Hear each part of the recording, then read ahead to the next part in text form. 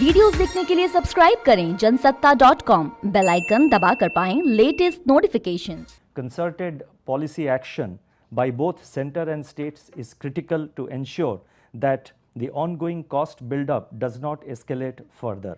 Taking into consideration all these factors, the projection for CPI inflation has been revised to 5.2% for Q4 of the current financial year, that is from January to March, and to 5.2% to 5% in the H1. Let me repeat, for the current quarter our projection is that CPI inflation will be 5.2%, and for H1 the range we are giving is 5.2% to 5%, and for Q3 of next year we are projecting 4.3%, and we are assessing that the risks would be broadly balanced. By March 21, the government would be reviewing the inflation target for the next 5 years.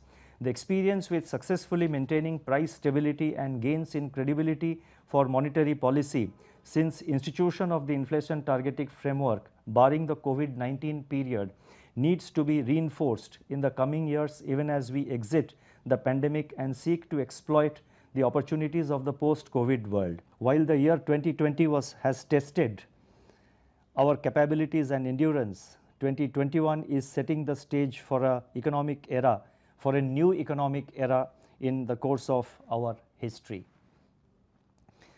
Importantly, the signs of recovery have strengthened further since the last meeting of the MPC. High frequency, coincident and proximate indicators suggest that the list of normalizing sectors is expanding. The RBI's survey points towards improvement in capacity utilization in manufacturing sector to 63.3% in Q2 of 2020-21 from 47.3% in Q1 of 2021. Consumer confidence is reviving and business expectations of manufacturing, services and infrastructure remain upbeat. The movement of goods and people and domestic trading activity are growing at a robust pace. Electricity and energy demand reflect a broader normalization of economic activity than in December, even as fears of a second wave abate. Data for sales and new launches of residential units in major metropolitan centers reflect a renewed confidence in the real estate sector. Going forward, and this is the concluding paragraph, and I would like to thereafter we have a press conference which is coming up at 12 o'clock, and that will be also live streamed on the RBI YouTube channel.